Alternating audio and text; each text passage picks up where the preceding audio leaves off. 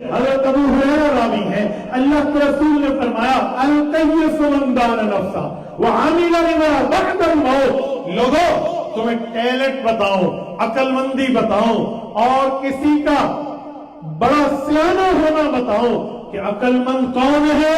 یا رسول اللہ ارشاد بتائیے، سمجھائیے، سنائیے عقل مند کون ہے؟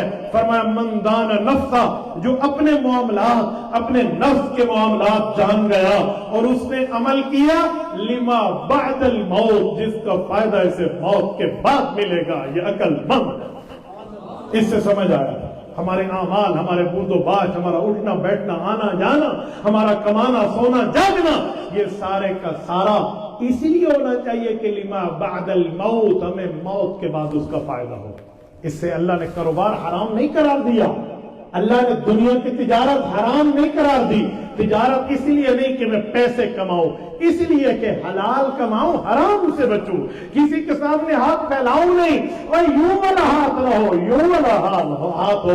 اسی لیے تو کہا گیا ہے الید العلیٰ خیر من ید السفلیٰ، اے لوگوں اوپر کا ہاتھ بہتر نیچے کے ہاتھ سے۔ کیا مطلب؟ فرمایا دینے والا ہاتھ بہتر لینے کے ہاتھ سے۔ اسی لیے کماؤ، یا اسی لیے دنیا کے کام، دنیا کے امور، دنیا کے معاملات سر انجام دو کہ میری زندگی اسی طرح ہو تاکہ مروں تو مجھے آخرت میں فائدہ ملے۔ حضور پاک نے اس حدیث میں یہ بتایا، سمجھایا، سنایا، امت کے سامنے واضح کرایا کہ اے بندے تیرے وہ اعمال ہونے چاہیے جس کا بدلہ تجھے آخرت میں چاہیے، جس کا بدلہ تجھے اللہ سے چاہیے، جس کا بدلہ تجھے قیامت میں چاہیے، جس کا بدلہ تجھے جنت میں چاہیے، جس کا بدلہ تجھے میدان محشر میں چاہیے۔ فرمایا ہاں ہاں کچھ لوگ وہ ہوں گے، فرمایا سبعۃ یظلھم اللہ یوم لا ظل الا ظلہ، فرمایا ایسے خوش نصیب بھی ہوں گے جن کو اللہ اپنے عرش کا سایہ اس دن دے گا جس دن اللہ کے عرش کے سائے کے علاوہ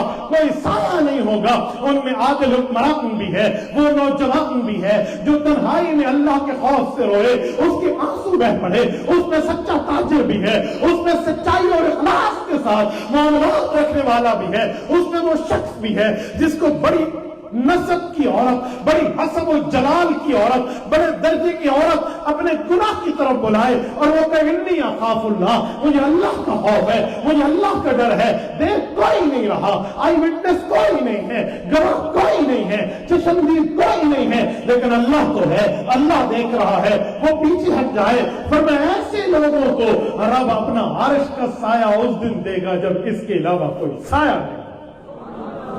یہ میرے پاک نبی نے بھی یہ معاملات کو واضح کر کے ہمیں بتایا۔